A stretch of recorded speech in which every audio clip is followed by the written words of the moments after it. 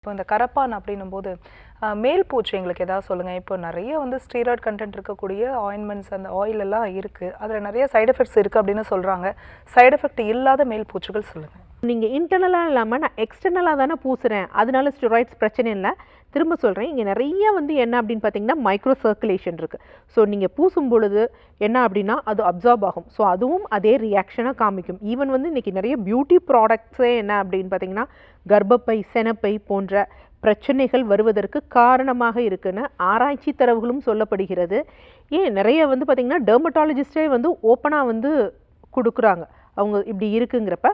So அப்படி இல்லாமல் இங்கே வந்து பார்த்திங்கன்னா ரிஸ்க் வர்சஸ் பெனிஃபிட்ஸ் அப்படிங்கிறப்ப நமக்கு பெனிஃபிட் நடக்கிறத விட அங்கே ரிஸ்க் எதுவும் வந்து நடக்கக்கூடாது. ஸோ நிறைய பேர் வந்து என்ன அப்படின்னு பார்த்தீங்கன்னா எண்ட் ஸ்டேஜில் தான் வந்து சித்த மருத்துவ முறைக்கு வர்றாங்க, ஆரம்ப ஸ்டேஜில் வந்து வர்றதே கிடையாது.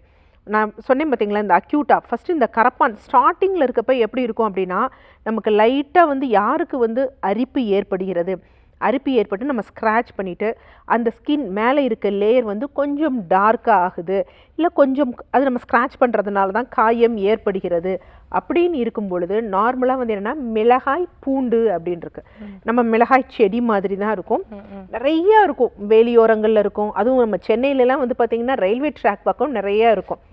யூஸ்வலாக இதை வந்து என்ன சொல்லுவாங்க அப்படின்னா இந்த பபிள்ஸ் ஊதுறோம் பார்த்தீங்களா, அந்த செடின்னு சொல்லுவாங்க. நார்மலாக இதில் உடைச்சாலே வந்து இதுலேருந்து பார்த்தீங்கன்னா ஒரு ஒரு ஒரு சின்ன பிசுன் மாதிரி வந்துடும், ஒரு இது மாதிரி வரும், கொஞ்சம் பிசு பிசுப்புன்னு தான் இருக்கும்.